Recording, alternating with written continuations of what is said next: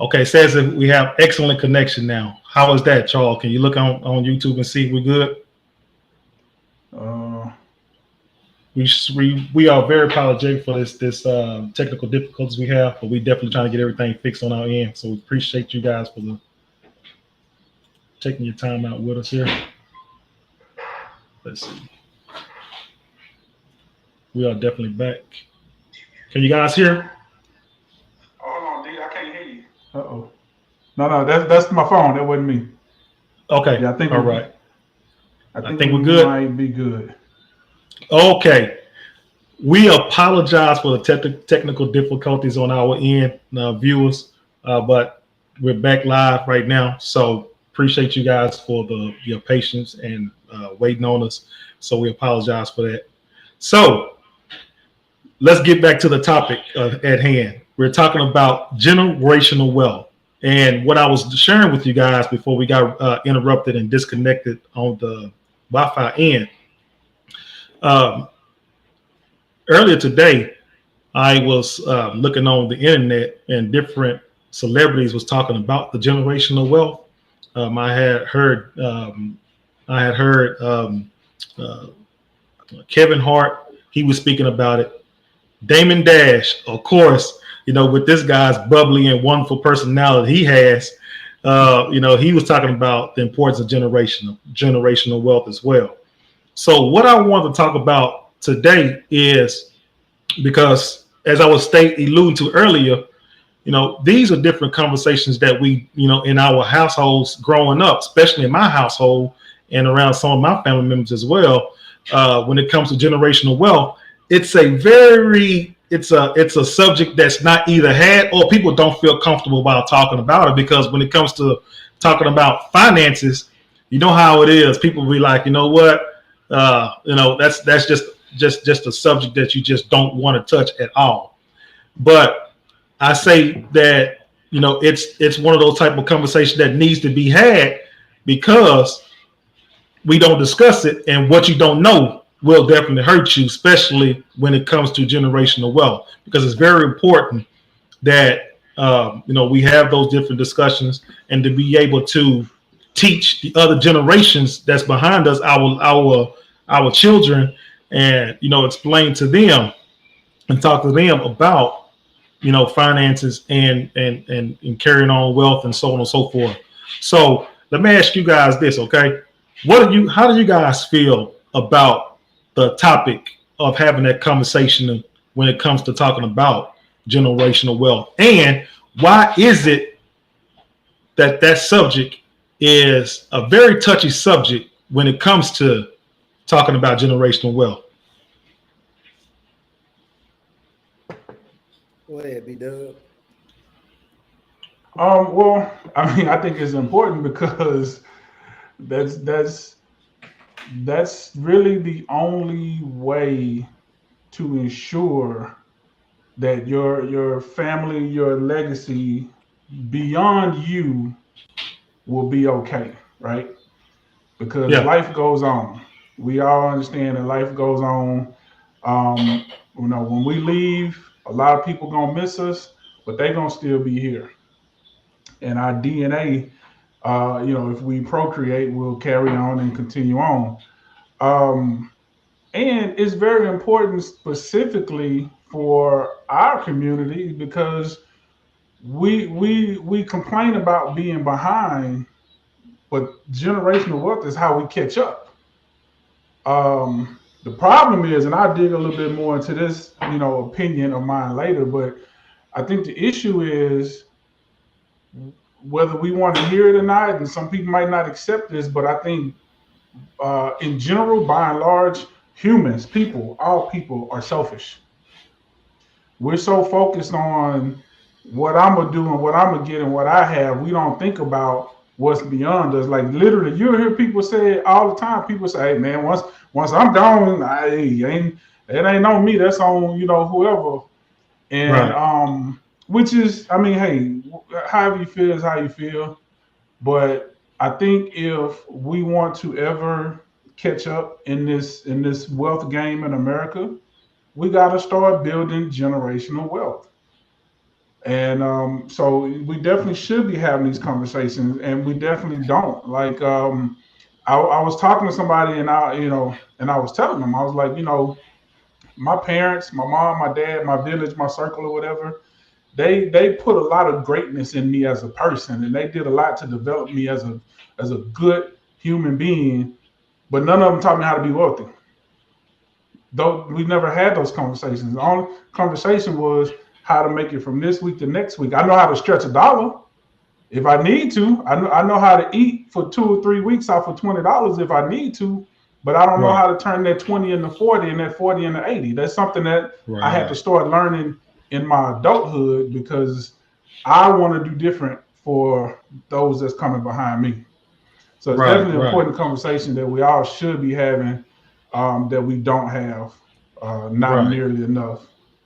Right. And B Dub, and when you said that, it's one of those type of things that, when it comes to our parents and how they teach you how to stretch a dollar, from one week to the next, stretching money. I believe that the reason why our parents, you know, does not or was not aware of the generational wealth is because they was not taught. How are you going to be able to know the importance of a dollar like that, or to be able to teach your kids about the value, and how much responsibility and discipline it takes to be able to start thinking ahead of schedule, ahead of time like that when it comes to generational wealth. Our parents didn't know, man, and they only know what was told to them, and Mm-hmm. you know so with and I hear exactly what you're saying as far as like how your parents did that as well, because on my end as well, my parents only taught me what they know, and just like they instilled your parents instilled in you, to be a good person. So we all had that conversation with our parents, but I just really believe that if our parents was to be able to be armed with that information, and I'm pretty sure they would have definitely told us how to start it and what to start and how important it is. But they never was hit with that information, that knowledge at all. And I really believe that the reason why they don't teach that, and they don't learn that, is because they don't want you to be able to leave anything behind when it comes to our kids, because they always want us not to have any generational wealth, so that way we can just continue to play in this game that they got going on in life, working for somebody or making somebody else wealthy. Well, You yeah, see what I'm yeah, yeah, yeah. saying? That's the system. And I'm gonna say this real quick, and I'm gonna let G jump in there. Um, but yeah, definitely. And for the people talking about, they should teach financial literacy in schools or whatever. Listen, it's never gonna happen. That's not what It's schools are not. for. Schools are taught. Schools are there to teach you how to conform. That's the purpose of school, is to teach you how to conform. But to respond to what you said, I mean, I agree. You only know what you know. So how do we grow? Somebody in the family's got to be the black sheep, right? Somebody's Right. got to be the rebel to say, okay, there's got to be something different. And with each generation, you hopefully you get another one and another one that'll learn more and learn more, because you got to remember, people can say what they want to say, but relatively speaking, we are not that far removed from having absolutely nothing and being labeled property, right? Right. So, once, and then you got to look at this too. It's all systematic, because once we got free, this is the other thing people don't talk about. Post slavery, there was a lot of black people that excelled. Even before Tulsa, there were black people, there were black millionaires, way back when. And so systems were put in place to try to take that away and deter. So, although I agree with you 100%, your parents can only teach you what they know, and they only know what their parents know. So, with each family, with each generation, it's got to be that one. It's got to be that Right. one that thinks different and say, okay, there's got to be something else, and then they go seek the information. Right. But B-Dub, Jim Jamal, let me say this, Jim Jamal, okay? Hold on. But B-Dub, so check this out, B-Dub. And I agree with everything you just said, because that's absolutely my train of thought as well. How can, with the pressure that we have on our, in our families, because again, you're talking about our parents, they're trying to stretch a dollar, okay? So, when you're able, when you see that and you see the hard work and grind that they're doing, when you grow older and you see all the work and hard work and stuff like that that your parents are getting into, that's a lot of pressure on you as an individual, because you don't want to see your mother struggle or whatnot. And every money, every dime that you make, you're trying to make sure that everybody inside the household is good. So your mindset ain't thinking about, let me save some money for for a month or 2 months or however you could do it or whatever, put money and save it. You ain't thinking about none of that. You're thinking about making it from day to day and helping out in the household, every chance that you can, So, and that's the reason why I feel like, with the conversation of generational wealth, it doesn't happen because we have so much pressure trying to just make it and trying to live on a regular day basis or whatnot. You got to sacrifice. No, it makes perfect sense. But you got to sacrifice, because look at it this way. Let's say, okay, your parents struggling, and now you're a teenager, you're 16 or whatever, you're old enough to get a job. I understand wholeheartedly. That's why a lot of NFL, a lot of sport athletes end up going broke, by the way, because they're trying to send the money back up when it's really supposed to trickle down. But if you go get a part-time job, you bagging groceries and whatever, and your little, $50, $100 or whatever you make a week, you chip that in and help out, but you're still struggling, right? So why not just go ahead and make that sacrifice and say, you know what, let me take this little $50, $100 and let me try to do something different with it that's going to allow it to grow. Let me set it aside or save or invest or whatever, because either way you still struggling, right? Right. So why not struggle to get ahead as opposed to struggling just to continue struggling? But I get it. Like that's what we've been doing, because that's what we taught. So I'm not necessarily disagreeing with you, but what I'm saying is at some point somebody got to be, I call it selflessly selfish, right? Because you got to be selfish in the short term to be selfless later on. You even if nobody else understands, because they're not gonna get it. They're gonna be like, you supposed to do this, or you not helping your mama, or you not helping your granny or whatever. You got to be tough enough to take that and say, okay, I know that there's something better, and I'm working on something better that's gonna be beneficial for us a little bit down the line. And you just got to have tough skin to be able to take that, because you're right. You're 100% right. Family do put a lot of pressure on you. And again, that's why so many of these athletes go broke, because they get these contracts and the first thought in their mind is, man, now I can take care of my family. I can go help grandma. I could buy daddy that truck he want. I could buy mama that house he want. And by the time they get through spending all this money, now mind you, they're still financially literate, so they don't even understand the business side of it, with the taxes and manager fees and lawyer fees and all this stuff. They just see a dollar sign. Okay, I signed a $10 million contract. I got $10 million. They're gonna go spend every penny of that $10 million, when the reality is you sign a $10 million contract, you might have 4.5 at best by the time you do what you need to do, because Uncle Sam got to take his, you got to pay your lawyers, you got to pay your managers, your agents, all of that stuff.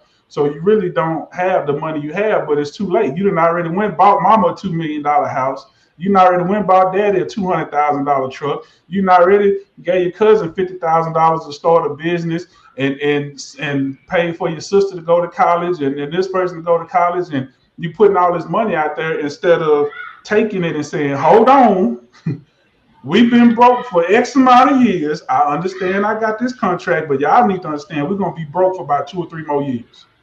because I need to take this money and I need to ensure that this money is going to work for me and work for us. And then 3 years down the line, or maybe when if I'm lucky enough to get a second contract, and I know for a fact I got more money coming in, then we could start kind of looking at doing some stuff.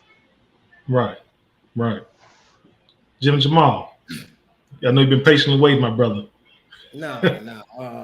This is good information. I think the conversation. I think there's nothing wrong with the aim. You got to change the target, right? Because we talk about generational wealth, but according to NASDAQ, 70% of all generational wealth is lost by the second generation. 90% of generational wealth is lost by the third generation, right? So it's not about generational wealth, right, in itself. Like you said, you have to make the money work for you. If you think about any prominent rich American families, the Rockefellers, the Vanderbilts, and whatnot, as the ones that started it were at the top of the pyramid, right, or the top of the mountain. The rest of them, as it passed down, it got smaller, right? So it's not about getting a bag of money to leave for family. The problem with the Black community is we pass down poverty. You see what I'm saying? Right. And that in itself puts us behind the 8 ball, right? And I want to refer back to a study that showed that Black adults in their 30s over 16 times more likely than white adults to be three generational poverty in a row, right? 41% more likely to be in third generation than the white generation, right? So when we talk about passing down generational wealth and whatnot, a start is not passing down debt, not down poverty, because we in essence we were playing catch up, right? We were playing catch up. And we've been playing catch up for a long time. And we've made great strides, but we have a long way to go. I'm gonna refer back to what B-Dub said. He said, $20, he can stretch it for 2 weeks. Not the big fella, now. Unless you can buy 20 cows, $20, big fella. I'm kidding. Ramen noodles, baby.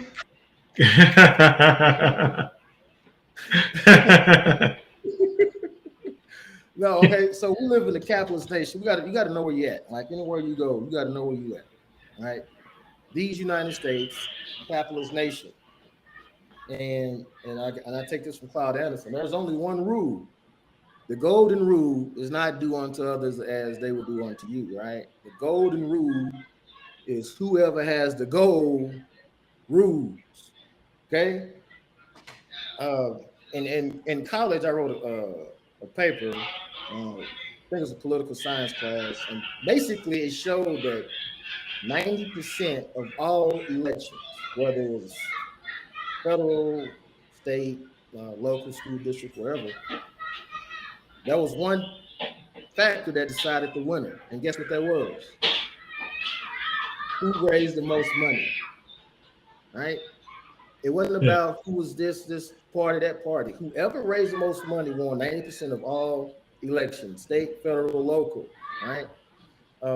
There's a book, Black Labor, White Wealth by Cloud Anderson. You should check it out. It'll tell you how we got into the situation. And as we pointed out with Tulsa, Seneca Village, whoever, Red Line, and we can go on. That's a whole other conversation of how we got here and how the system was set up to keep us down. When we talk about our parents before us, Nas had a lyric, and he says, "You're wealthy when your kids are, basically when your kids have a better life than you did, you're wealthy."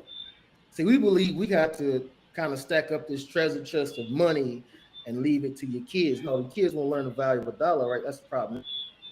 They don't know the value of Facts. So we have to change our whole mindset. Like, no, that is a mindset, right?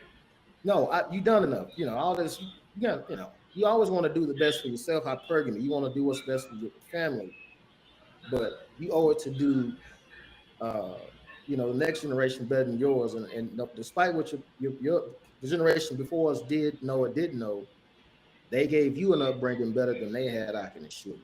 And to that, you know, I got to Right. salute them. I would never, knock them for that because they did their job, right? And we were proud Right. of. Correct. I promise you that you probably financially or made more money than your parents did, and so.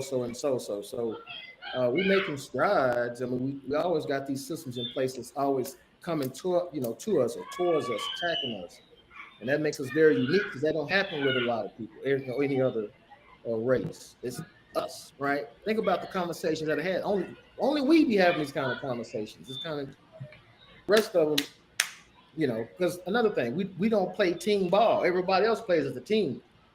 Right. See, they got it figured out, Facts. but that's not a detriment to us in the sense of that's how we came in and that's how the system was set up. And now we got to kind of, decode and get back to where we play team ball. The black dollar don't circulate one time. I think it's like 6 hours, not even one full circulation.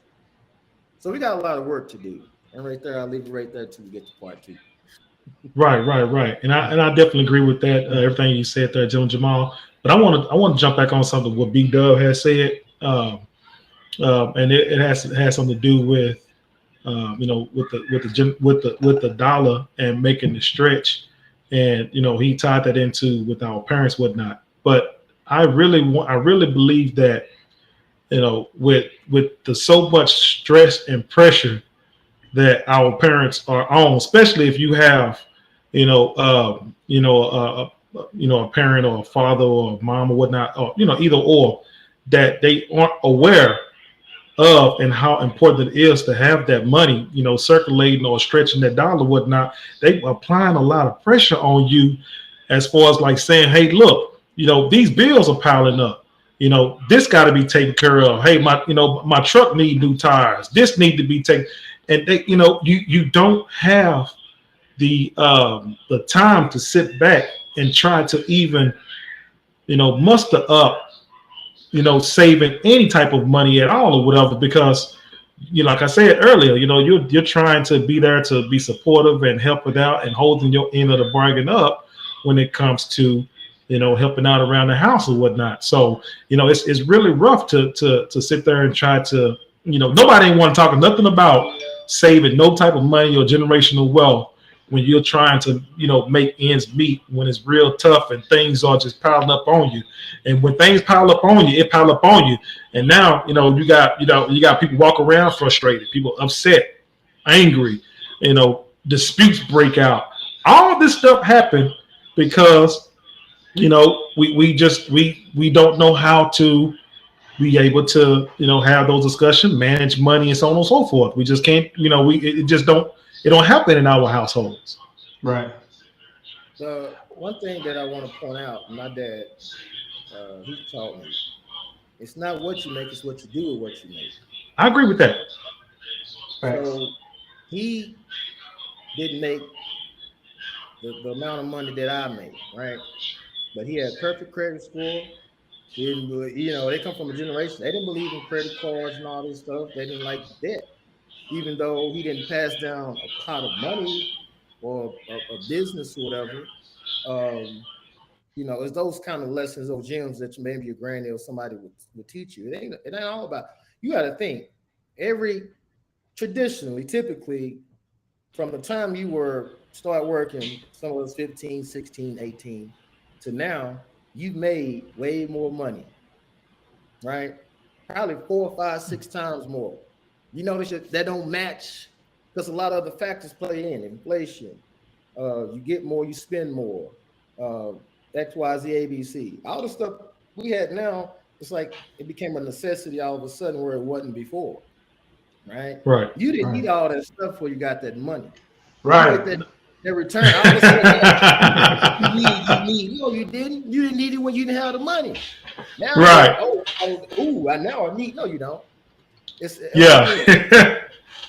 Right. Hey, Yeah. and you like you said, when you're making the money now, hey, now you're going out to fancy restaurants. You know, you going to fancy restaurants. You go out there getting a bunch of toys that you don't need, a lot of clothes, shoes. All this stuff is plays, you know, is contributing to everything, like you said, when it comes to, you know, managing and saving your dollars. So I'll let take place in that. So I agree with that as well. You can say something, B-Dub? Yeah. No, I was just going to double down on what Jim and Jamal said. He's 100% right. And I use celebrities because that's the easiest example to use, whereas they get money and then they start buying things and doing things, and then you hear them say stuff like, I have to maintain a certain type of lifestyle. This is my lifestyle. And it's like, no, it's not. Like, your lifestyle was broke for 22, 24, 30 years, however long it took you to get successful. Your lifestyle was broke. You only had money for barely a year. You talking about this is your lifestyle. No, it's not. And then what happens is they spend all this money, and then when the money stops flowing, now you in a situation. Now you stress and trying to figure it out. But again, to go back to it, to answer your question earlier, you were saying, how do you deal with the pressure that the family put on you? It's hard when you in a household. It's hard. So my answer to that is you just got to ride it out until you're able to get out on your own, and you got to show people. I use myself as an example. My wife and I, we do a lot of things differently from how our other family members do it. And a lot of people question it. A lot of people say a lot of things about us, and they don't understand, and not in a bad way or a negative way, just not having an understanding of why y'all doing this and why y'all doing that. I use our home, for example. So when we started home shopping, we had a purpose.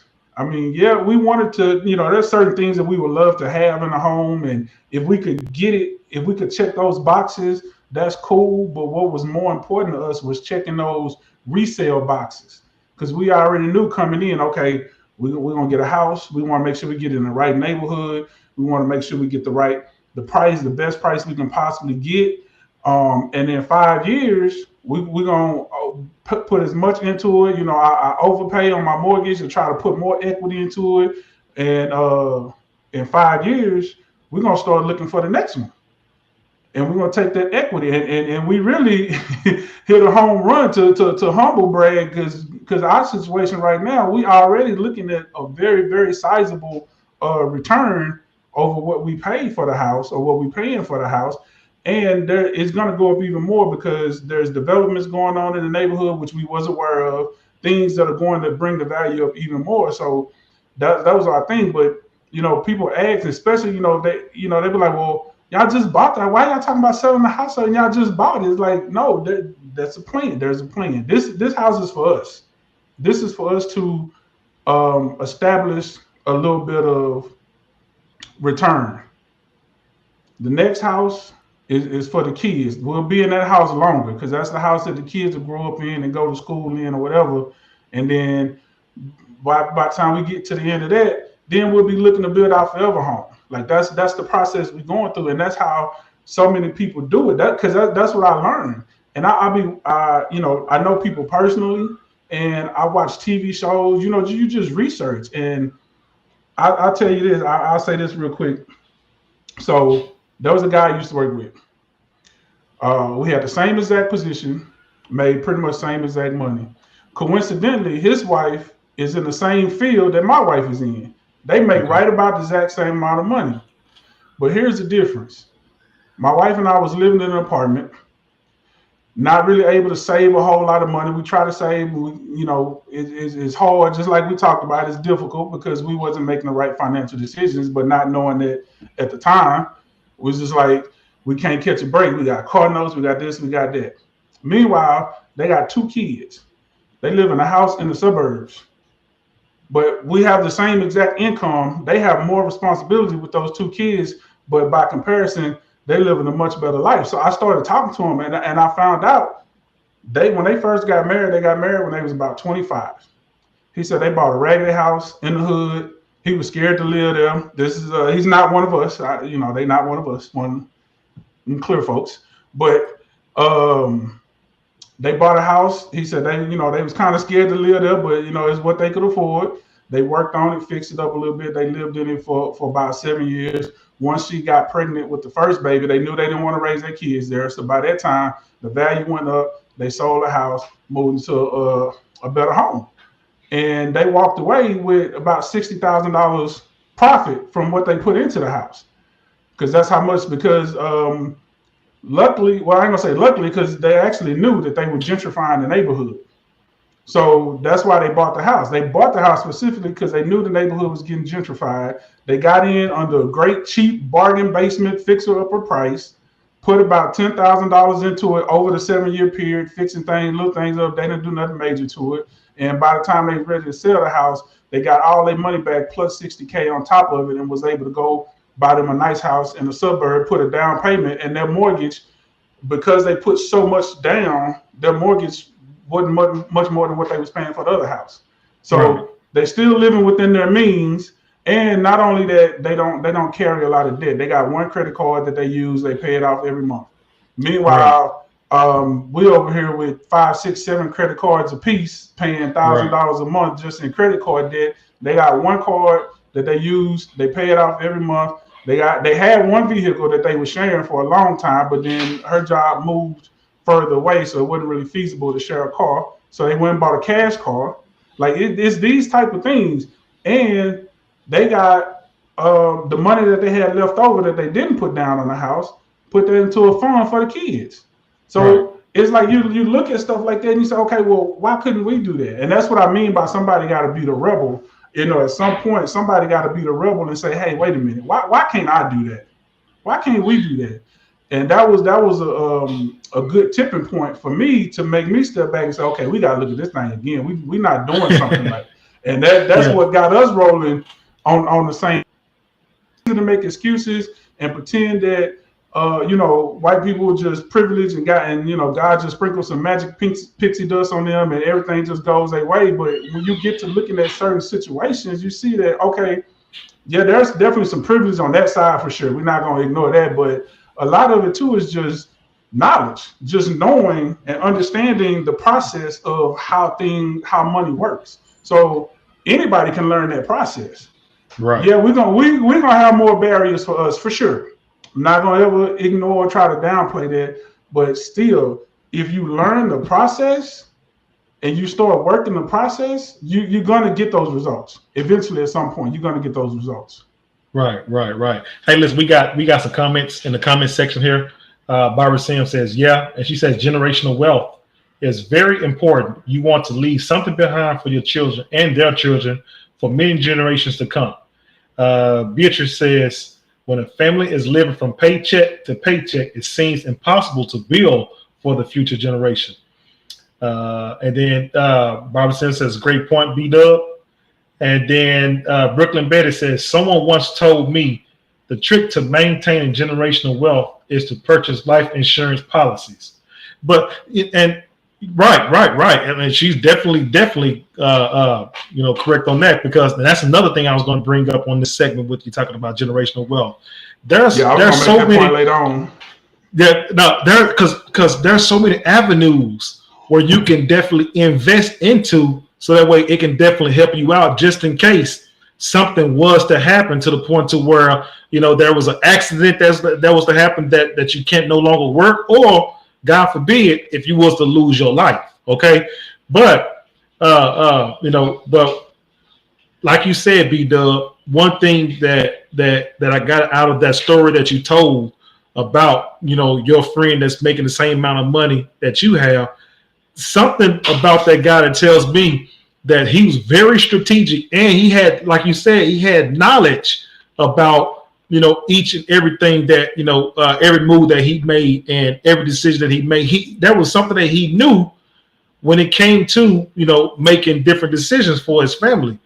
For our people, it's when you're in a bad spot like that, man, when your stomach is touching your back, and these bills are piling up, and you ain't trying to hear you don't want nobody trying to talk to you about things that's not going to be imminent, like right now, that's going to help the family right now. They don't care nothing about no life insurance or investing in some type of stocks and bonds and things like that, assets. They don't care nothing about that at all, man. They looking about, okay, that's a good idea, whatever, but we ain't trying to hear that. I don't want to hear nothing about no stocks when them bills over there stocking up on you. You know what I mean? I want to when them bills, Right. hey, man, when them bills stocking up on you like that, getting sky high, and you got the eviction notice on your door. Your dad might be getting some hours cut. He working a temporary job, and mama trying to do the best that she can and working 2 or 3 jobs, and a lot of stuff that play a role in it. That when it comes to us, that's the reason why we don't we don't have those type of discussions, because we just have a lot that goes against us. And I agree with what Jamal said as well. We are heading in the right direction, and I do agree that we are, and we have made more money, than our fathers and than our parents have as well. And also, we are more knowledgeable now, and so that way we can try to bridge that gap with being so far behind in generational wealth. If that makes sense. Yeah. Oh, of course. But the thing about it too is you got to want the knowledge. That's the other part of it. That's the key part of it. You have to want the knowledge, and a lot of us, for whatever reason, just don't want it. Like you said, we don't. Because here's the thing, and I'm not trying to sound like I'm just harsh on everybody, nothing like that. But we got to be honest. Like, in order for these conversations to be fruitful, they got to be honest.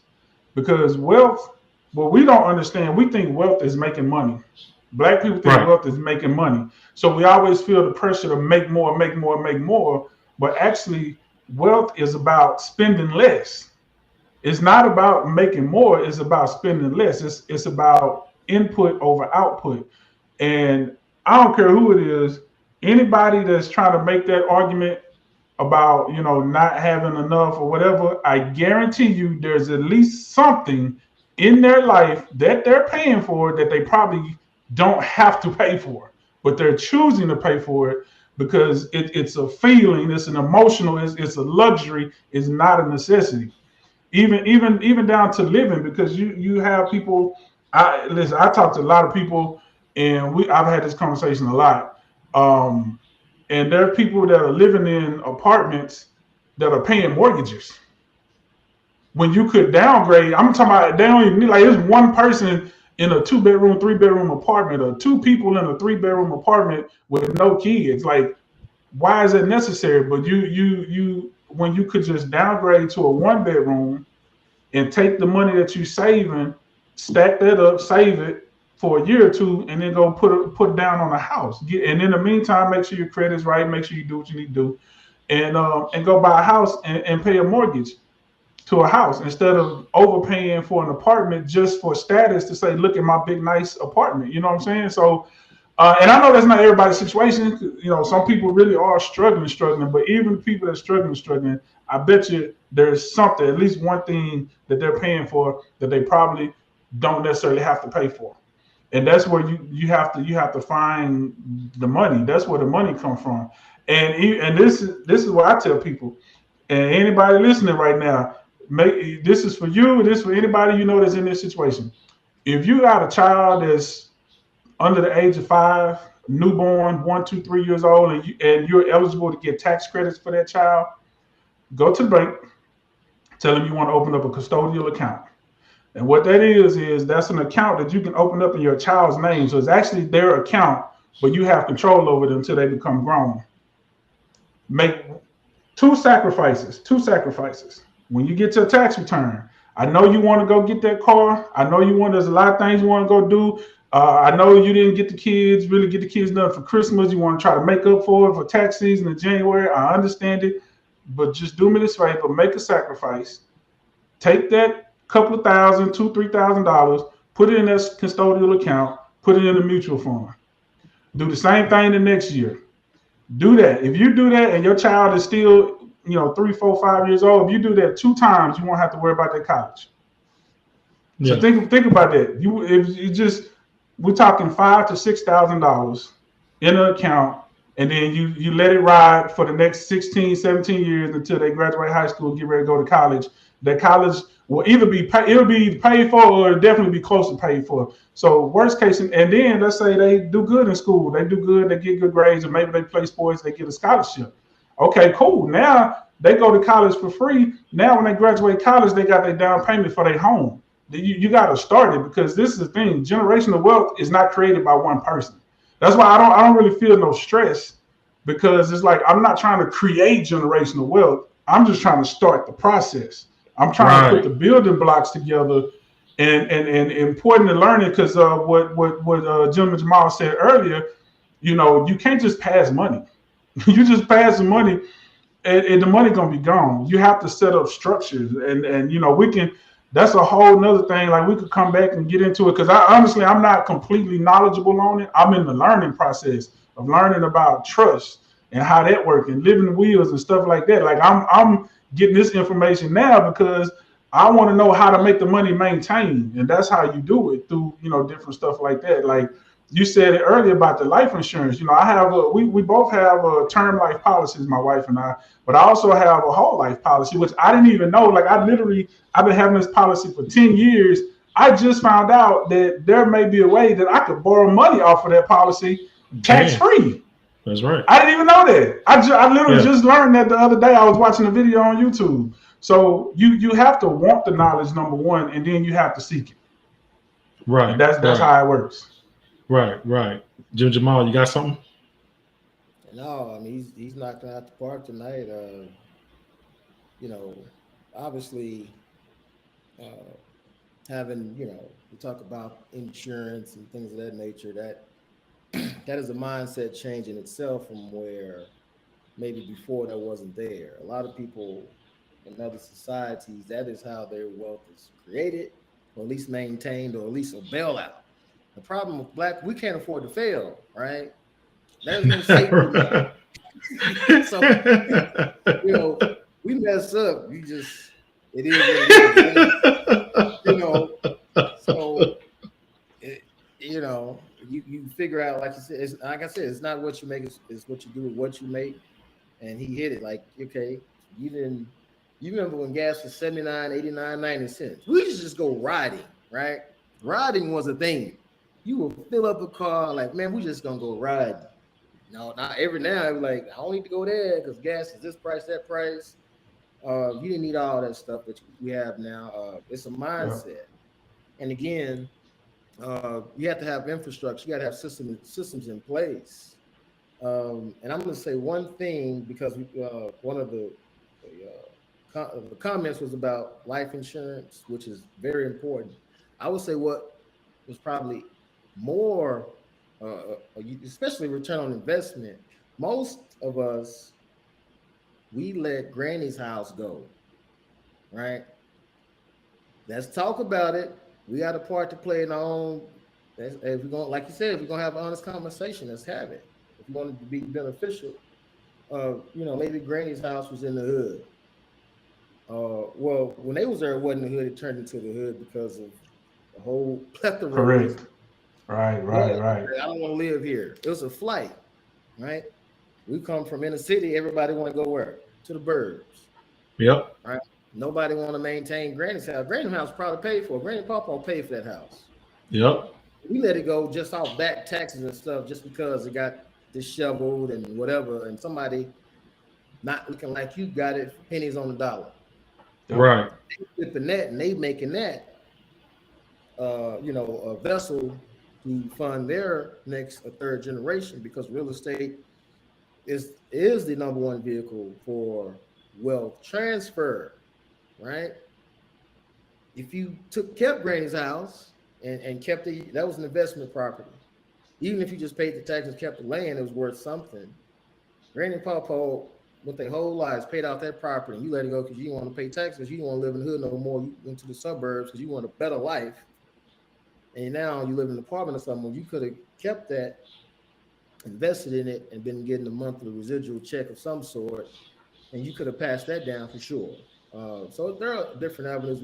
We have to have a real honest conversation and look in the mirror, and like, there's some stuff we're not doing. Like D-Dub said, And a matter of fact, let me reverse. Let me go back. Jake's talk about Pastor Jake's people that got money, billionaires. You never see billionaires rocking all this designer stuff. It's only poor No. people. Remember when Steve Jobs, the late Steve Jobs, he would do his, whenever he's releasing a product, he would come up there and wear some jeans, a turtleneck, and some like New Balance shoes. Yep. Richest man in the world. Yep. And we know somebody that don't make no more than us. They all kind of designer labels, blah blah blah blah blah blah. Some that don't. We talk about appreciation, depreciating assets. That's another show. But a lot of it is on what we perception of wealth versus real wealth. The people that got it don't talk about it. They don't show it. They have it. We get caught up in let me show something I really don't have, make me feel better about myself, or kind of stun on the next man who don't get you nowhere. But again, that's topic for another conversation. But and don't even get me started on athletes, please. I can tell you about the $40 million slave. That's another book, and we gotta have that as another topic. There's no reason why in the NFL, with 75% black players, that you don't have not one black owner. Listen, hey, that mentality, the more money you make, the less you got to say. That's just how it is when you that 40, 50 million, 90 million, 200 some $1 million NFL or NBA player, the more money you make, the less you got to say. You can't say nothing. They pretty much, you live in a glass house when it comes to that, because they invested that kind of money into you, and whatever brand they have and things like that or whatnot. So go ahead. I say that they made them that money. You got to think. People get. I agree. This, and I'm gonna land this plane. People, okay, who has the most lucrative NFL contract? Give me a name. Pat Mahomes. Okay, Pat Mahomes. People, Pat Mahomes. I saw an article about the wedding invitations were being like, I don't know, $20,000. Anyway, it's some absurd number just for each wedding invite. Anyway, make a long story longer. People get geeked up about Pat Mahomes' contract. What I am more geeked up about is the man who can write him a check and never sacrifice his body to get it. That's gonna take a bunch of hits. When he retired, your back, your knees, something is going to get that money, which God bless him and all, because I love my Cowboys. But this thing, who writes the check to that man? Right. That's who I'm impressed by, sitting in the air-conditioned, climate-controlled owner's box, looking down on us crashing our heads against each other for a lot of money to us, but that's nothing to them. Right. One player, whoever that writing that check, he played one player. That kind of money. That's what I'm impressed by, more so. And I landed right.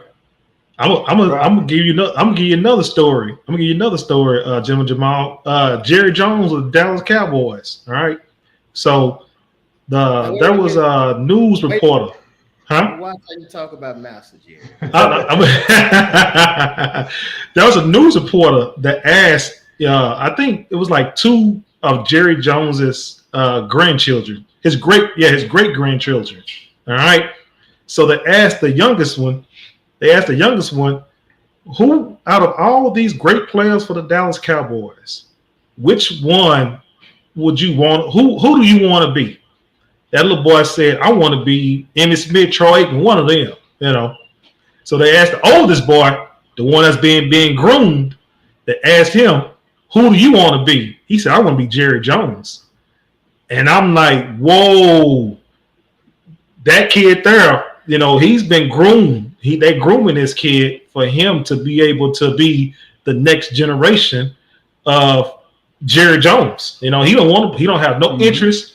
He don't have no desire to play the game of football, but he wants to be doing everything that his granddaddy is doing, with sitting back, let these people, these millionaires make all the money for him, And why wouldn't he? Right. Hey, I can make. Jerry Jones has the most valuable sports franchise in all the sports in all the world. Right. And him know his kids take one lick, not one hit, not one injury. Right? Who do you want to be? Who do you want your kids to be? Guys cracking them heads against each other and getting PT, all these injuries, and yeah, they're getting a lot of money. Don't get me wrong, but I would argue that they made him that money. They did. Get geeked up on why you paying them more. No, they earned it. They bringing him the money. If you gonna cap the owners, you ain't gonna cap the owners. Don't cap the players because they the ones bringing in. They the ones filling the seat. But that's another argument. I ain't gonna go there. But right. Like he said, I don't want to be no player down there in the elements, get my head bashed in, get my knees and arms and all that broken for a few million when I can be the guy sitting in the owner's box, billionaire, and not taking one lick of damage. Right. It's like I said in the beginning, it's a mindset change. Right. Think of all the players said, because most of the players go through like the same 5 or 6 agents. It's crazy. And not many of them look like them. Nope. But guess what? If all of them say, you know what? We're going to all use all of this 1 or 2 or 3 that look like us. You change the whole 5 or 6 different families overnight, right? You can almost, any one of us can predict what kind of money about what.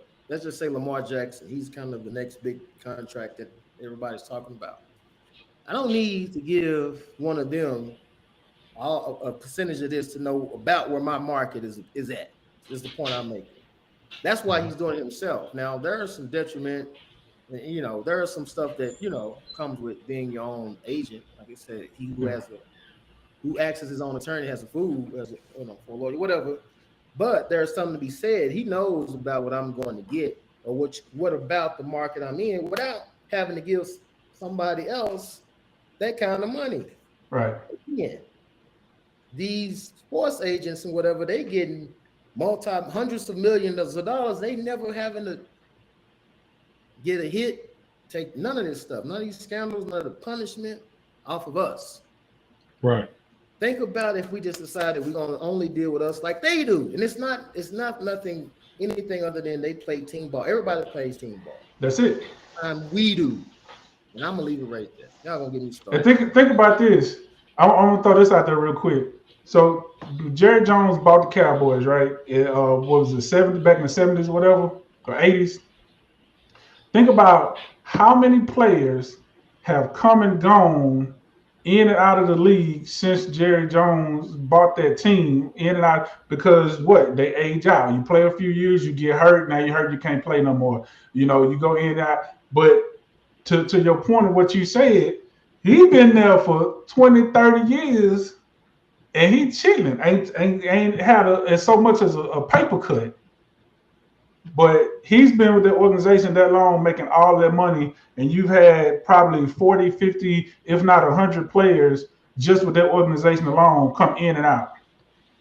And, make a couple million and they out. Some of them don't even make that and they out. Some of them, they might make a lot of money, maybe 60, 70, 80 million, then they out. But he's made billions. Because we got to remember, and Jamal, you might know this. I think this is true, but I don't know. You correct me if I'm wrong. Jerry Jones was not a billionaire when he bought the Cowboys. No, he wasn't. He was right. Nope. He was a millionaire. He was a multimillionaire. He made a couple $100 million in oil or whatever. He became a billionaire because he saw an investment that was extremely lucrative.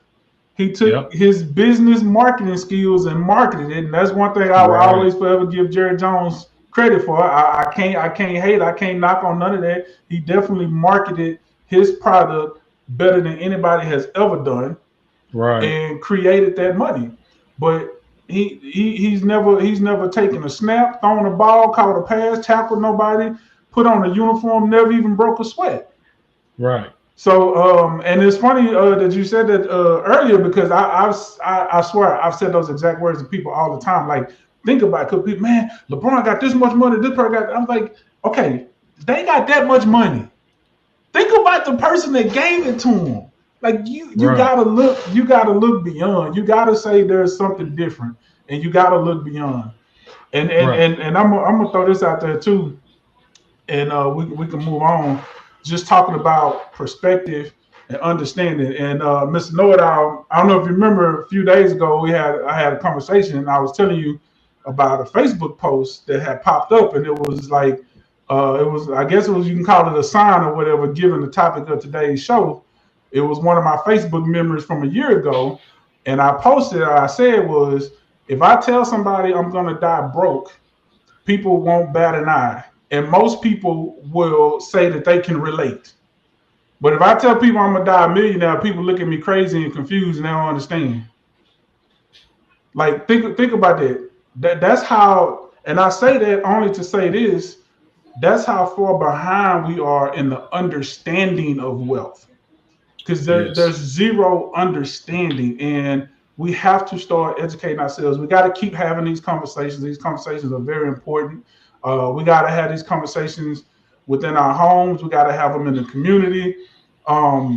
Any chance we can get, we got to have these conversations, because it's important. Because understanding wealth is the key to having it. Because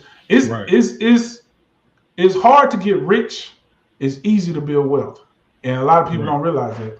They think it's the opposite, or they think that it's both hard. But no, yeah, it's hard getting rich. It is hard personally getting rich, but it's easy to build wealth. And think about that term, generational wealth. What does that mean? That means money passed through generations. So, like going back to what I said earlier, that's why my viewpoint is, it's not on me to create the generational wealth. It's only on me to start the process, and to educate my kids and teach them how to build on to that process. Right. Yeah. And them the ball off, they run down the road. One thing I would say, like RIP the young dog, but his kids' birthdays, what I was read, he bought them investment properties for their birthday. Every birthday, he bought them an investment property. Genius, right? Yep. And we talk about. I'm gonna bring up one last statistic. Then I'm gonna get off of that part, because again, I'm not placing all the blame on ourselves, because we have been placed in this kind of situation, but we can get out of it. It says, and this is from another study, it says nearly half of Black workers are concentrated in healthcare, retail, food service, and accommodation. Black workers in this lower paying service roles and not in professional or managerial roles. Median wage for all U.S. workers earn $42,000 a year, but 43% of Black workers earn less than $30,000 a year. 43%. So some would say, well, how can, like going back to what Mr. Know-It-All said, on that kind of money, you're not thinking, I need to be trying to do this A, B, and C. You're just trying to get to the next day. And that's something that's systemically we're going to have to address, because that was done by design. But also we can do something to help ourselves while we go after what we need to be going after to get ourselves out of it. But again, it starts with playing team ball. It don't do me if whatever it does me no good to get to anywhere alone. We ought to be lifting each other. Many hands lighten the load, right? Right. If I do something to help you, you may know somebody to help me, and we network. Instead of all this, it's got to be me. I got to be the number one guy. And that's a mentality. Again, it's a mindset. It's a mentality. Everybody got to be that guy. Anywhere you go, everybody want to be the number one guy. No other team plays like that. Right. We have to get out of that. We can help each other out. And once we realize we all we need, we'll go a lot further down. Right. Man, good stuff, fella. Good stuff on that one. I'm going to read these comments. We got comments in the section here. Sam H. He says, in our community, we're taught to look at symbols of debt, houses, cars, jewelry, as status symbols. Real wealth is health and freedom to do what you want when you want. He also says, great point, Charles Sims. It's above changing our mindset. And then he also says that granny's got a reverse mortgage now. So that was in reference to reference to the comments he made about Jim Jamal he made about Granny's house. Granny is probably long gone, or she's in a nursing home, and they take the house. But and that's another thing, BW, because you have a lot of put that in there. When they get to a certain age, they need to transfer that over certain years ahead of that, because when they go to these facilities, they go and take any assets that person has when they come in that facility. Yep. Even if she did have something, they'll get it. It has, and they can't do it right before she go, because they'll go back. But that's we'll talk. Hopefully at some point we'll do another one of these shows and get some financial experts there to go through all of this, right? Really break it down. But most of your grandparents don't have no reverse mortgage. Most of them paid that stuff off, and they went on, and we dropped it, or our parents dropped it. Somebody dropped the ball along the way, because nobody wants to live in the hood no more. Right. We cannot get anywhere if we don't have real conversations. And sometimes just having a tough, honest look in the mirror and say, we could be doing something to you. Right. Yeah, instead of having the aunts and uncles fighting over who messed up what money and who taxes. Oh, you didn't pay the taxes on, and your brothers. I mean, it's a squabble. Trust me, it's like every black household have that when it comes to Granny's house. It's like that, Yeah, you supposed to be keeping up with the taxes. You ain't doing this, and you ain't doing. Oh man, it's bad, man. And next thing you know, Granny house is bulldozer over. The city got it, and so on and so forth. So got it from they don't look like them and got it for $5 while y'all fighting over who's gonna pay that tax bill. Let's be honest. Nobody got it now. Nobody got it. Granny house, been gone for a long. Nobody got the house. But you know what it is, because you said it, like nobody wants to live in the hood, because that's how we view it. But see, we don't understand. It's not the hood. It's real estate. It's property. It's valuable. We don't understand how valuable things are. So yeah, I agree 100%, because we our mindset, we looking at it like, oh, it's just an old house and it need to get this done, need to get that done. I don't want to be bothered with that. Like, no, that is income. That is an asset that is owned, that you could be written out, and there you go, right there. You know what? Let's start right there. Don't sell Granny's house. # don't sell Granny's house. Yeah. Rent it out. Start a family fund. Let the money from grandma's house being rented out go into the family fund. But see, this is the thing though, and like I said, like I started this whole conversation, we got to become unselfish, because this is where the problem gonna come into play.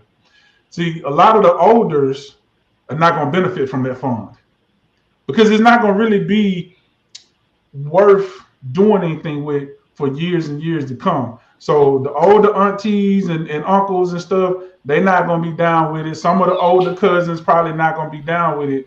But you gotta be unselfish. You gotta think about the future. Who's coming after? Like you have to make moves for who come after. And once you get that set up, this is what we don't realize. Once you build wealth, if you live long enough, you're gonna get to enjoy it too. Right. Like you will get to enjoy it. God willing, you live long enough, you'll get to enjoy it, but you can't have that mindset going in. You have to have the mindset of building for the future, so that your kids gonna be okay, and your grandkids gonna be okay, and your future nieces and nephews and cousins and everybody gonna be okay. But don't sell grandma's house. It's not a house in the hood. It's a property. It's an asset. It's property. That's right. Think of it like that. It's an asset. It's not a house in the hood. Right. Absolutely. You know what? So now we're gonna change. We're gonna change to the next segue. Okay. All right. So we're gonna talk about the why is it that in our community, why do we spend money with people that don't look nothing like us whatsoever, and they can't stand your guts? Let's talk about it. I don't know. Honestly, because that's something I've never understood. It's something I don't do. I go out of my way. My wife and I go out of our way to try to support our own. So yeah, I don't have a lot of input on that one, because it don't make no sense. It just really don't make no. Right. And here's why I brought this topic up, and here's why I want to talk about it as well, because again, surfing on social media, we see it all the time. All right. There are two incidents that I want to talk about. Okay. The first incident was an incident that happened in Paris. All right. The fancy restaurant that's either in the Eiffel Tower or it's on the same strip as the Eiffel Tower. Okay. There was 3 young black women was wanting to get inside this restaurant to go and eat the dinner. All right. Well, they have a bouncer or security guard that's in the front of this restaurant, and he has told them they can't enter inside the establishment. Well, they asking this guy all the different questions on why they can't eat inside the establishment, and he is saying something about the type of clothing that they were wearing.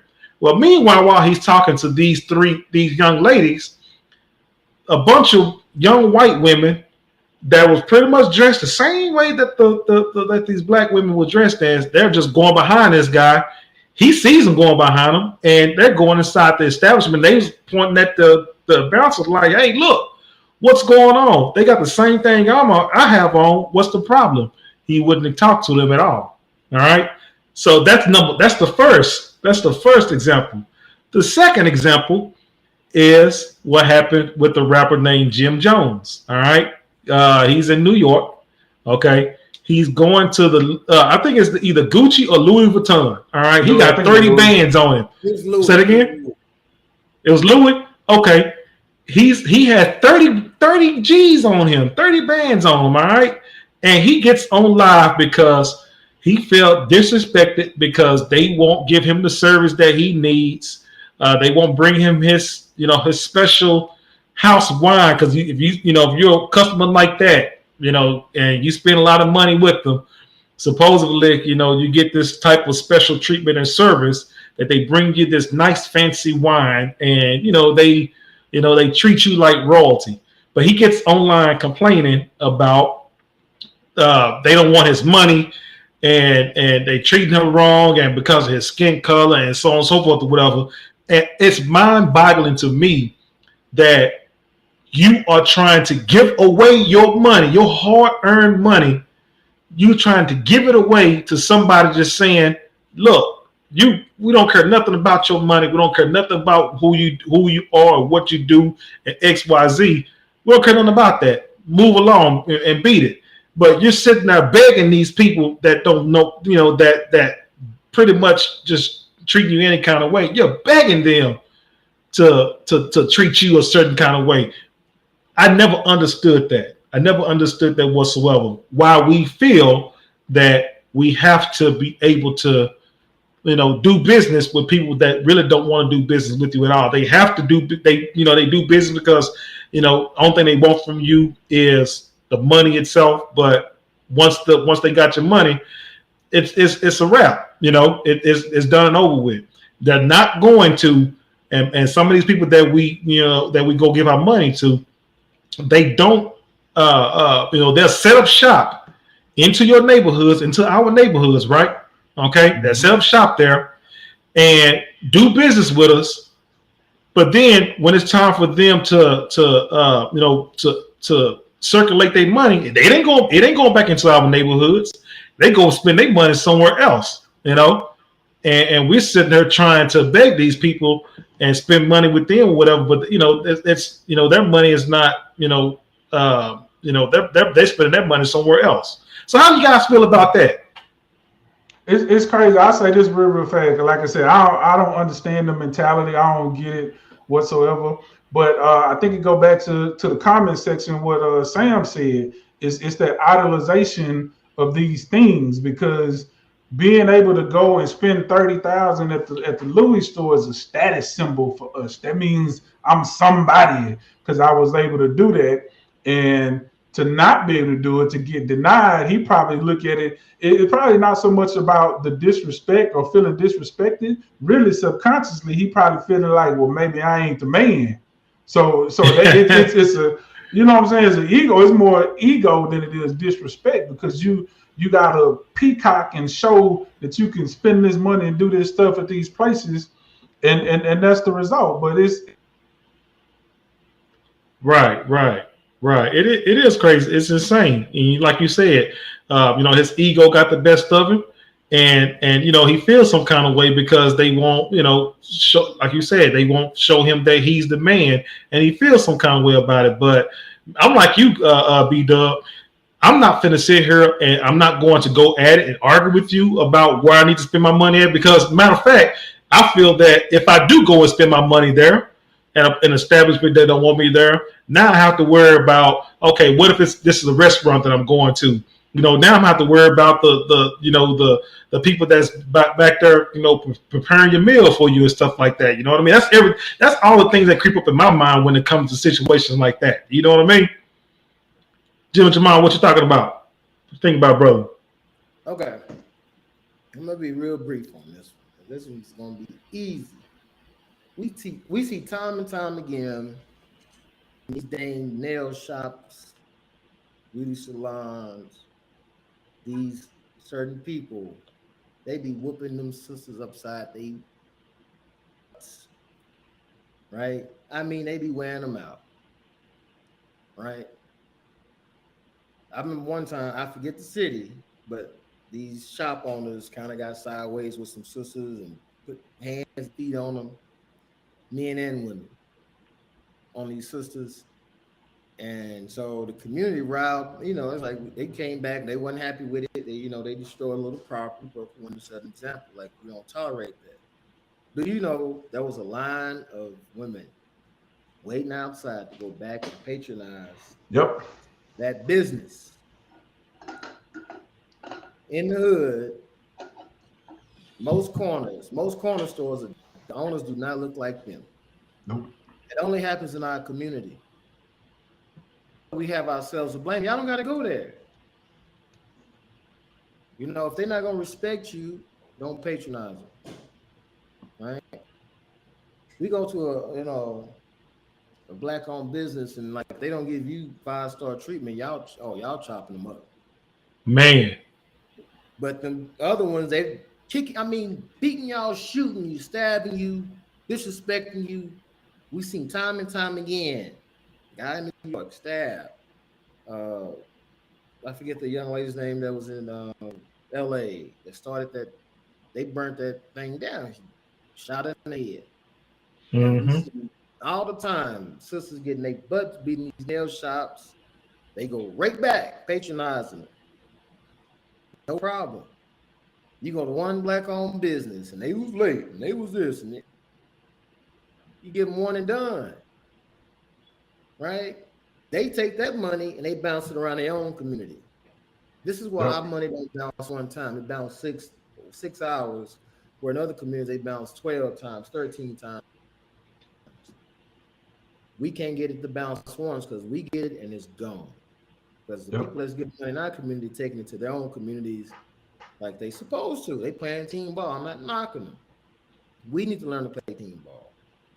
Only help ourselves get out of this mess. And I'm gonna leave it right. Facts. Right. I agree with that as well. Go ahead, B-Dub. I agree.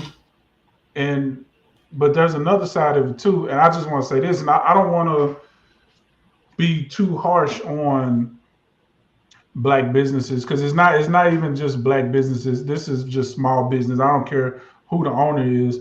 But particularly small black businesses, I think the owners sometimes feel like they don't have to do as much because it's they do their best to try to create this family environment. And I think like it's kind of weird because it's almost like you get a family treatment, but we forget that family don't always treat us good. So because I went to a place and I'm the type of person, I'm gonna say something respectfully because I'm here for a reason to patronize. But I had an experience once where the girl was at the counter and I went up to make my order and she spoke, say, hey, how you doing, whatever. And as I went to go make my order, she stopped and started talking to somebody else. And then she went to the back, didn't say hold on or nothing. She just went to the back to go get something for the other person, brought it back, and then came back and was like, well, what was it you wanted? And I'm just like, I said, if you, I'm cool. I ain't in no hurry. If you got some other stuff to take care of, when you got time to take my order, you can take my order. But to her credit, she did apologize. Oh, I'm sorry. We just real busy. We got a lot going on and we short staffed and whatever. Which I understand that, but it's kind of one of those things. Like I understand that, but that's still not necessarily an excuse. Or you could have just said that up front, like, hey, just FYI, we're a little short staffed, we got a lot going on, so just be patient with me, and I'll take care of you. But no, they did not. They did not. But and it was all good, and it's a place that my wife and I we go to regular. So whenever I do go in there, and if that particular person happens to be working, they always make sure it's like, okay, I got you. What you need? So she kind of remembered that interaction. So so they corrected it, right? Completely. Give them a chance, right? Some of these are first right owners, man. We do have some that are just sloppy. Please believe me, I'm not trying to say we don't have some that can do better, but we should make it a sweeping indictment against all of them based off of a bad experience, because we had bad experiences with businesses from all races, but we never ever judge all of them based on their one experience. We'll have one or two. That's all of y'all. No, there's bad service in all races, all businesses. So, but it's somehow it's a stigma attached to that. Man, come on now, give us a chance. That's the only way we're gonna get out of this. I mean, we can hang on to all BOBs of this and this, but how do we ever progress? Because you may start one that's super thorough, does everything right, but as soon as you walk in there, you come in behind the 8 ball because you have this reputation, just because, and that's just not fair. So give them a chance, and if they don't, give them feedback and whatever, and then help them out. If they still don't, then sometimes just a bad business. And you know what? No, go ahead. I'm gonna say this real quick. I'll let you go, Mr. Know-It-All. One thing I was thinking about too, like why do we have black businesses anyway? And here's what I mean. Why do we go out of our way to create a business that's just specifically black? Like, and here's why. Here's why I'm saying this before anybody jump on me. Money is green, right? Ooh, money is green. Careful. I'm just saying. Why not put your focus into starting a business and just put your energy into making it the best business that you could possibly make it, and do the best customer service you can and grow your business and not alienate other dollars. They don't cater to just black people.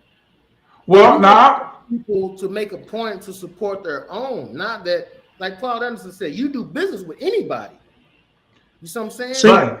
Right. Because here's the thing. But you should be looking out for your own primarily, like they do. But here's the point I'm making though. We talk about black dollars. We forget that no matter where the dollars come from, if they go into a business that is owned by a black person, those are now black dollars. They have, regardless of where it came from, it doesn't. What I'm saying is, all the dollars don't have to come from black people. So, because some businesses, now I agree, it's not all of them. I'm not saying it's all of them. Some businesses you walk in, you have no clue who own it. But there are a lot that just right off the rip, when you walk in the door, you know exactly who own it, who they cater to, and what type of environment they're trying to set, which is fine. I ain't telling nobody what to do with their business, whatever works for you. But all I'm saying is, me personally, I would put more focus on just creating a business, and I wouldn't really want nobody to know who own it, because it don't matter where the dollars come from. Once they in my hand, they are now black dollars, and I know that I'm going to do something for my community with those black dollars, regardless of how they got to me and become black. They black dollars now that they in my pocket, so I'm gonna make sure I do right by it. So that's all I'm saying. I ain't trying to start nothing, but I'm just saying because sometimes, you know, even I feel like I go to certain places I patronize and I be like, y'all in a certain type of area where there's a lot more diversity you could get, but you see only us. But when you look at the vibe and how it's set up, like I can't blame anybody else for not coming in here to patronize this business because they probably don't know that it's for them, right? Man. Like because we got to remember there's a lot of ignorance in the world, and by ignorance I just mean lack of knowledge.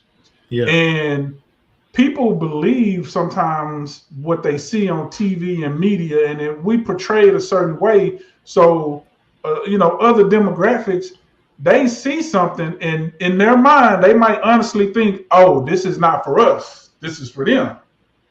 When if they just walk in the door, they'll probably get the best service they ever got in their life and be treated like family because that's what we do. We've already talked about that before. We the nicest population of people on the planet for some odd reason, which is part of the reason why we have this issue we're talking about now because we too nice to everybody else. We give our money to everybody else, and we not,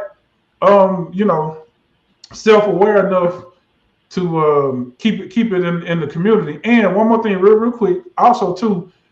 Even the businesses that come into our communities, whether they're black owned or not, we still have to, is our obligation to make sure that they are taking care of the community because they're making money in that community. They're supposed to be taking care of that community, even if they're not one of us. So that's something that should be discussed as well.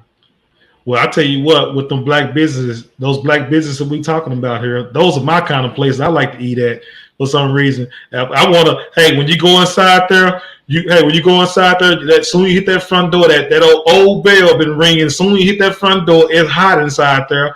Hey, the ceiling got water spots on it on the ceiling.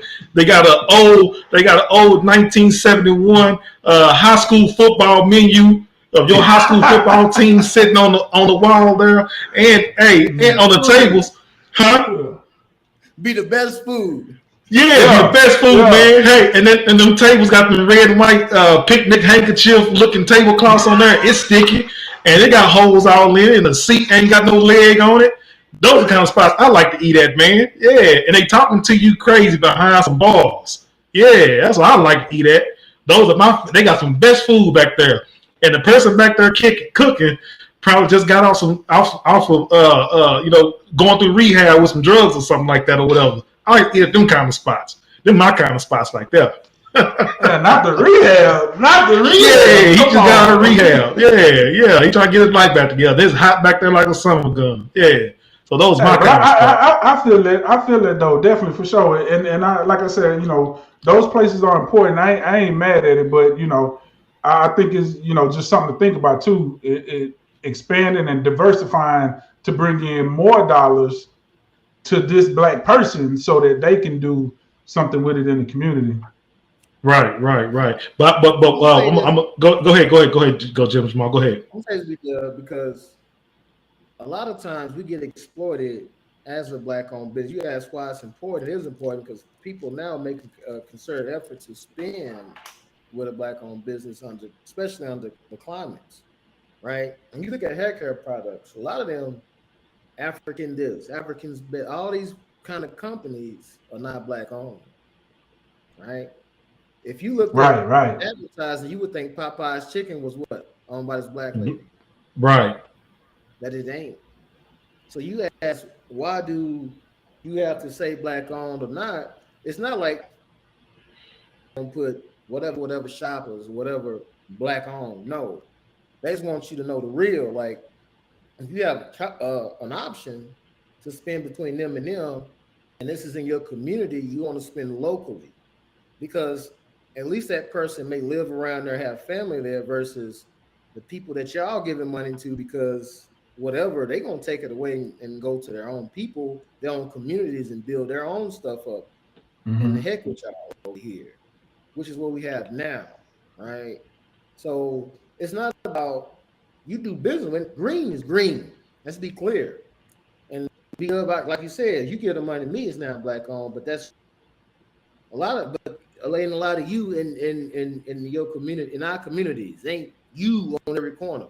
And somebody don't look like you who we giving our dollars to, and that's the problem. So we need to do business with ourselves just like they do. You ain't gonna go to their communities and put up your shop. They will go around you to go to their own. They not gonna say, well, we all just the same. It's just green. No, they're not. They know the importance of skipping around Joe behind and doing business with their own. We feel like, well, no. It's more important than that. I'm not saying give your money away for sure, but at the same time, if I can help my own people in my own neighborhoods out, they look like me and going to invest in my best interests, I feel like we owe it to them to give them a chance and to give them that dollar, and not say, well, just because whatever. No, but you do business with anybody. Money is spent. I'm saying we need to play team ball. Let's not play team ball if we just gonna give our money to team like us around us when they don't have our best interests at heart. When they beat you up, and they shoot you, stab you, and disrespect you, but they know you ain't got too many options, so you got to come to this little corner store if you want some milk, some cheese or whatever, and some bread, and they disrespect you. No, starve them out. Yeah, no. I'm not saying. I'm not saying for us to spend our money anywhere. I'm saying the black-owned businesses to open up and kind of diverse a little more to draw in outside dollars. No, we definitely need to spend our money with us. Black-owned business gonna take money from anybody that gonna give it to them. They're not gonna turn down no money. But what I think they are asking is for their own to support them. Anybody else support their own primarily. But here I'm gonna throw this in there too. Given the conversation that we just previously had earlier, so how do we hold those black business owners accountable too?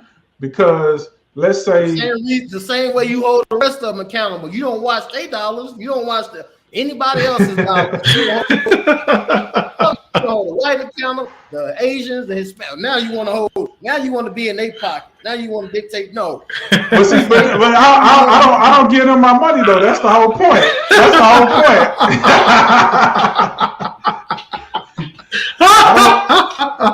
That's the whole point. I don't give them my money. I give my money to the black to the black businesses. But you know, you give your money to the black business because you assume they're gonna do right by the community. But then that black business owner will be one of the people in Paris or at the Louis store mad because they couldn't come in and blow $20,000 at the Louis store, $20,000 of your dollars that you gave to them. That's what I'm talking about. So we do. But you know, you would think accountable. Yeah, but you would think that the black business owner, you know, that he would, you know, take that in consideration and do better, you know, by his people in his community, you know, want to be able to spend money in his community, let the dollars circulate his community. You will hope to think that person think like that, but unfortunately, kinfolk, it's just not like that, man. You know, a lot of these businesses, man. I can tell you ain't gonna make it circulate in your community as long as y'all giving the money to. Right, they not. We know that. Yeah. We know that. No, that's right. That's fair. Hold on. Right. We all in agreement on that one. You know for a fact the money you giving your money to for all these years ain't put nothing in your community. Now nope. You're gonna be like, well, it'd be good if they do it. You ain't had that standard for nobody else. But now with the black on, I'm not gonna give you my money unless you make it. You ain't demanding that of them. Yeah. I got your money. What you gonna do with the money? Don't worry about it. I know I'm different. I'm different, right? Conversation. I know I'm different, right? So because I don't care where I spend my money, anybody that get my money is being held accountable. Like I just don't go for it. I don't care what you look like or what your business look like. If I'm giving you my money, I gotta get some good service in return. But yeah.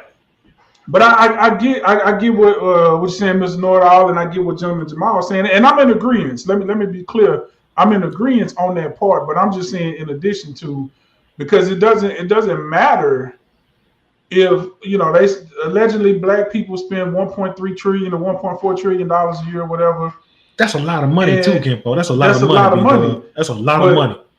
what does it matter if we spend the whole 1.4 trillion with black businesses if the black businesses turn around and give that 1.4 trillion to Louis, Gucci, and Mercedes and BMW and all of that? Because the people you giving it to now don't they doing what they want to do with it. Don't pocket watch your own people. If you're gonna pocket watch but that's what I'm saying. But that's what I'm saying. We trying to I can watch everybody. Right, no, 100%. And I agree 100%. Like that goes with everything. Like people that bank with certain banks with Chase and Wells Fargo. Yeah. No, I'm with you. Here's the thing, because we're talking about generational wealth and how do we make that change. That's part of the change. We have to learn how to keep the money. First of all, we have to learn how to start keeping some of it within our households. Then we have to learn how to start keeping it within our community. That's a way to grow generational wealth. Not just in our family, but in the community as a whole. We got to start keeping that money with us. So we definitely have to hold them accountable, because you can't look at it and say, if the Cowboys, now I'm trying to think of a good one. I'm gonna get him back on camera in a minute. The Cowboys, you can't look at Green Bay and say, oh, look at Green Bay, they stunk it up. They got blown out by 30 points, but then the Cowboys get blown out by 40 points and be like, well, that's my team. I can't be scored watching my team. You know what I'm saying? You must be talking about Houston. Nah, man. You know what? But now, you know what? This was a pretty great topic that that we talked about today with the generational wealth, and got to do a part two. Yeah, we definitely got to do a part two, because I think we left some more meat on the bone, and we'll definitely get to it. But we'll do a part two, and you know what? We need to do a part two when Miss Queen and Educated Queen is back, because I know for a fact they're gonna give us some different perspectives, and feedback on how they see everything with this conversation, this topic that we're having right now. So that's gonna be very, very interesting. But we're gonna go ahead and just close it right there, and we're gonna cut it off, and we're gonna do an episode. We're gonna do a part two of generational wealth and also spending money. We're gonna definitely have to talk about that all over again, because like I said, man, that's a topic I believe for a fact we all are passionate about it as well. So we're passionate about it, and just talking with both of you guys and hearing everything, that was just some great information and some fire content there. So appreciate that. We have Monique Smith says, "Calm down, Gentleman Jamal." Yeah, my brother was passionate here, man. He was like, yeah, he got veins coming out of his forehead and everything. But it's all good, though, man. That's what we do on the Burning Coals, man. We see spit that fire. The brother got white stuff on the corner of his lips. So, yeah, let him do what he do. Let him go. Let the brother go. But giving you the bag moment today. Go ahead. Ain't white on my lips. Better what? Pause.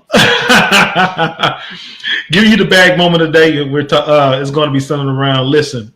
Have conversations with your family members about, knowledge about how important money is.